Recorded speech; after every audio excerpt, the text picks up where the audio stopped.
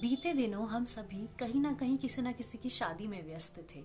लेकिन क्या हम में से कभी किसी ने सोचा कि अगर कोई ऐसी लड़की जिसकी शादी हो रही हो वो चिट्ठी लिखे तो क्या लिखेगी?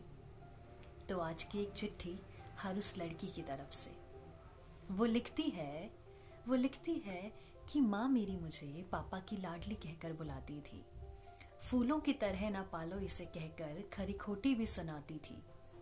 बोली उसके मन की व्यथा तो ना समझा पाती थी।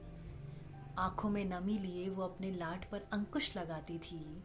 हाँ, माँ मेरी मुझे पापा की लाडली कहकर बुलाती थी।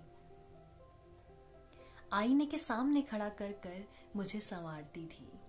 मेरे केशों की चिंता उसे बहुत सताती थी।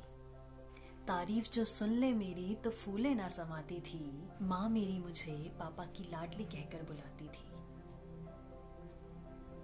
रसोई उसकी बहुत प्रिय जगह थी। मुझे जबरदस्ती ले जाती थी। दूसरे घर जाकर क्या करेगी उसकी प्रिय बात जानी जाती थी। उसकी तानों से भी मुझे चिंता की बू आती थी। पराया कहकर भी जो सगों से ज्यादा कर जाती थी। हाँ, माँ मेरी मुझे पापा की लाडली कहकर बुलाती थी। और इन सभी के बाद मैंने भी अपने अरमानों की एक गठरी बनाई थी। बंदिशों से परे अपनी एक दुनिया सजाई थी। देखते ही देखते विरह की घड़ी भी आई थी। साड़ी और जीवन की ही साठगांठ मुझे समझाई थी। और फिर कहीं समय ने अपनी चरखी घुमाई थी। और शायद मुझे